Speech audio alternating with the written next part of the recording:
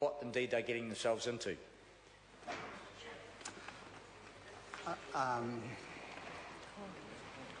Mr. Chair. I'm calling Colin King. Thank you very much, Mr. Chair. Thank you very much for the call. Just got to address one or two fundamental issues that have been raised. It gives us a good opportunity during this part of the Committee of the Whole House. We need to remember as a Parliament, a Committee of the Whole House, that 95% of a farmer's income is the farm gate milk price. Now, that then leaves that economic return from the fair value share of 5%.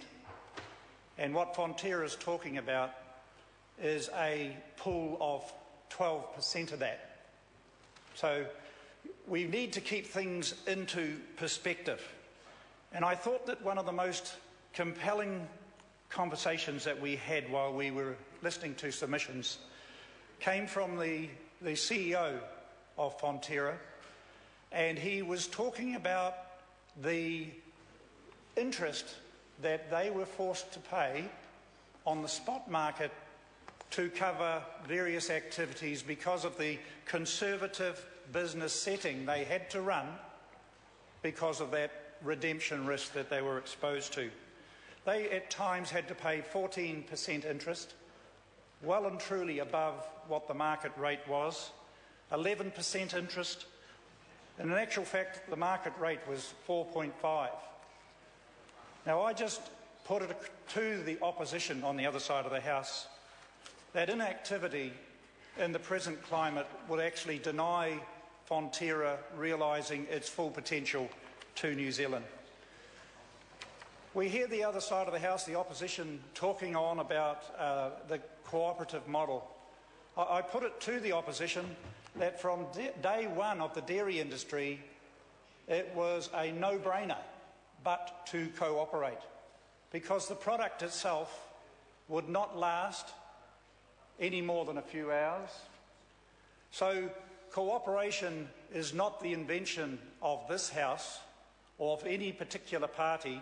It was the invention of those people who entered into that sector, and those people today, on average, would have investments or exposure to the capital markets themselves on which they've borrowed 3 million and beyond.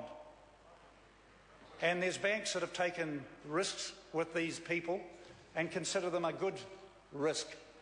And here we are being hung up on a piece of legislation that is very good, well thought through, well balanced, enabling legislation that has been brought to Parliament by virtue of the insistence of Fonterra itself. It was voted on originally in 2010 and got a vast majority. It had another vote in June, I'd say, and again it received 66%. So, Mr. Chair, I believe that the opposition, when you look at the minority reports, took a very inflexible position early on, and that has been manifest by the very debates that we've heard during the committee stages. Fonterra itself, within its constitution, will have a vote at the AGM, must trigger a 75% as to the size of this pool. It is very descriptive. They've put their cards on the table, and the farmers, I believe, at that AGM will support that motion. So, what is left to say? But we wish this bill all the very best, and I would just want to say how proud I was to be on a select committee that looked towards the future of this wonderful cooperative.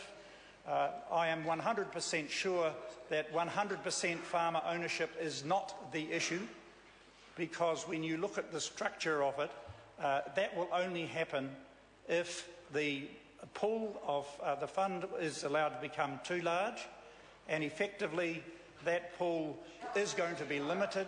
And I have absolutely confidence that rather than, as Damien O'Connor, the Labor member who speaks what Labor really thinks about farmers, is in opposition to it, I would encourage them to actually broaden out and get some other members on the Select Committee who can be futuristic and contribute some positive. Thank you, Mr. Speaker. I call Stephen Browning.